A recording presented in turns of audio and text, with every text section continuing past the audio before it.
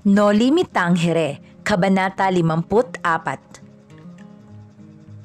Magandang buhay, maligayang panonood dito sa Signaturang Filipino YouTube channel. Sa araw na ito ay tatalakayin natin ang Kabanata 54 ng nobelang Noli Me Tangere. At kung bago ka pa lang dito, huwag kalimutang i-subscribe ang Asignaturang Filipino YouTube channel at pindutin ang notification bell button nang sa ganon ay updated kayo sa mga bagong aralin na aking i-upload 2 hanggang 3 beses sa isang linggo. At sa videong ito ay ibabahagi ko ang mga sumusunod na kaalaman. Una, ang mga talas-salitaan.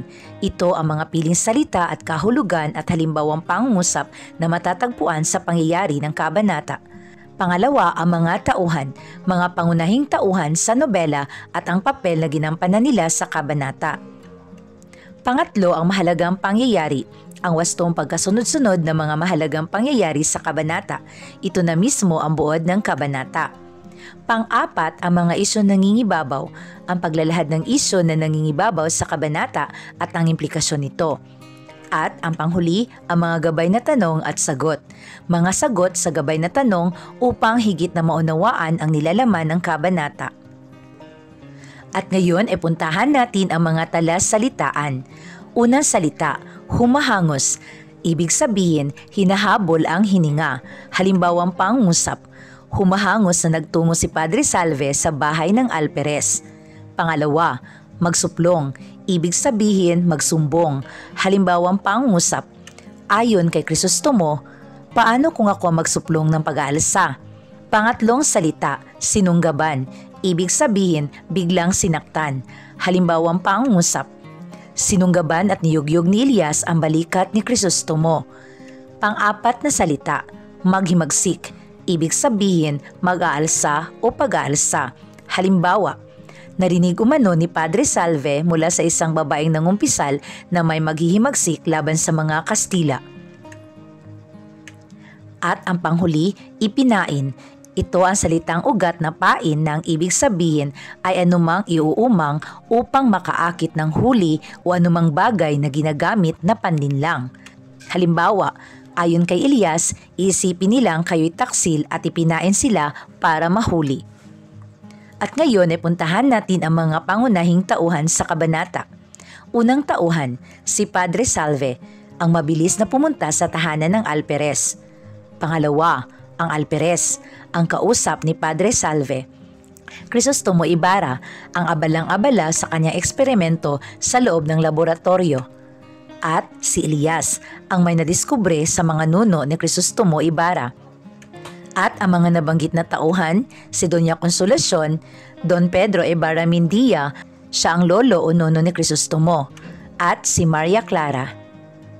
Ngayon ay puntahan natin ang buod ng Kabanata 54 ng Noli Me Tangere, ang pamagat, walang lihim na hindi nabubunyag. Mahalagang pangyayari. Una, tumugtog ang hudyat ng orasyon. Huminto sa kanilang ginagawa ang mga tao nang marinig ang tunog ng batingaw. Humahangos na nagtungo ang kura sa bahay ng alperes. Pangalawa, hindi kaagad na ipagtapat ng kura ang kanyang sadya sa alperes sapagkat ng unay hindi sila nagkaintindihan nito. Pangatlo, ipinasara ni Padre Salve ang pinto at sa mahinang tinig isiniwalat ang isang nakapangingilabot na lihim na kanya raw natuklasan sa pangungumpisal ng isang babaeng ayaw niyang panggitin ang pangalan. Pang-apat, nataranta ang alperes at hindi malaman kung ano ang gagawin. Pinilit alamin ang pangalan ng babaeng nangungumpisal at ito raw ay kanyang hulihin, ngunit tumutol ang kura alang-alang daw sa kasagraduhan ng kumpisalan. Panglima, ayon sa kura ay dapat nilang paghandaan ng pag-aalsa. Inutusan nito ang alperes na padalhan siya ng 4 na gwardiya sibil at pasabihan din ang mga bantay sa mga daungan. Nagkasundo ang dalawa sa kanilang gagawin ng pawang naghahangad ng gantimpala kung sakaling mahuli nila ang nag-aalsa.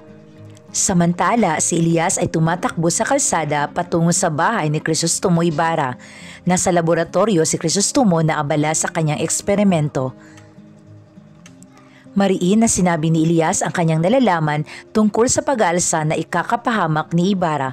Sinabi nitong may mga taong susulong sa kwartel at isisigaw ang kanyang pangalan upang siya ang mapagbintangang nag-utos sa mga ito. Pinilit ni Elias na paalisin si Ibarra sa kanyang tahanan dahil anumang oras ay maaaring sumiklab ang kaguluhan at siya'y idiin upang hulihin. Pinayo ni Elias na alisin ang mga mahalagang bagay sa kanyang tahanan. Itago ito upang hindi magamit bilang ebidensya laban sa binata. Kasunod, nag-alinlangan si Ibarra sapagkat inisip niya sa mga oras na yon si Maria Clara. Napapayag din ni Elias si Ibarra at itinuro ang isang karpeta na sa ilalim nito ang mga kasulatan, larawan at mga salapi ng kanyang pamilya. Nagpatulong si Ibarra kay Elias upang itago ang mga ito. Laking gulat ni Elias na makita niya ang isang kasulatan na may pangalan ni Don Pedro Ibarra Mindia. Nalaman ni Elias na nuno ni Ibarra si Don Pedro Ibarra Mindia na siyang dahilan ng pagkapahamak ng angkan ni Elias. Hindi makapaniwala si Elias sa natuklasan. Niyugyug ni Elias ang balikat ni Ibarra at sinumbatan ng binata sa kasawiang palad na nangyari sa kanyang pamilya at ang dahilan ng lahat ay ang nuno ni Crisostomo. Mistulang nababaliw sa galit si Elias. Nakita niya ang iba't ibang armas at bumunot siya ng isang balaraw.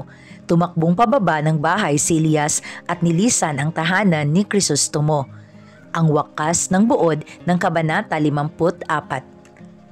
At ngayon ay puntahan natin ang mga isyong nangingibabaw sa kabanata, isyong pampamahalaan.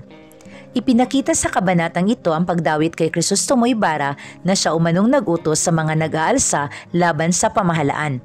Sa panahon ngayon ay nangyayari pa rin ang pagdadawit ng pangalan ng taong hindi tunay na kasama sa pagsasagawa ng isang krimen.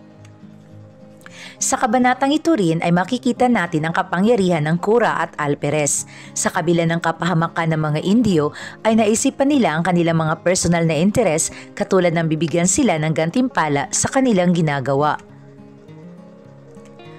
At ngayon ay puntahan natin ang mga gabay na tanong at sagot. Unang katanungan, paano natuklasan ni Padre Salve ang magaganap na pag-aalsa? Ang sagot, sa pamamagitan ng isang babae na nangumpisal sa simbahan. Pangalawa, ano ang hinihinging kapalit ni Padre Salve sa alperes matapos niya itong bigyan ng babala? Ang sagot, humingi si Padre Salve na padalhan siya ng 4 na gwardiya sibil upang bantayan ang kanyang kaligtasan. At sinabi rin ito na huwag daw kalimutan ng alperes ang kabayanihang ginawa ng kura na siya ang nagbigay alam sa alperes kung sakaling magkaroon nito ng medalya. Pangatlong katanungan, bakit pilit na pinapatakas ni Elias si Crisostomo? Ang sagot, sapagkat ayaw ni Elias na mahuli si Crisostomo. Nais ni Elias na mailigtas si Crisostomo alang-alang sa bayan. At panghuling tanong, ano ang natuklasan ni Elias tungkol sa angkan ni Crisostomo Ibarra? Ang sagot, natuklasan ni Elias na lolo sa tuhod o nono ni Ibarra ang taong nagpahamak sa angkan ni Elias. Si Don Pedro Ibarra Mindia ang may-ari ng nasunog na bahay kalakal noon na pinagtratrabahuan ng nono ni Elias at pinagbintangan itong nanunog at pinarusahan. At ito ang dahilan ng kasawiang palad ng angkan ni Elias. At dito nagwawakas ang ating aralin tungkol sa Kabanata 54 ng Noli Me Tangere. Muli, huwag kalimutang i-subscribe ang Asignaturang Filipino para sa karagdagang kaalaman. Maraming salamat po.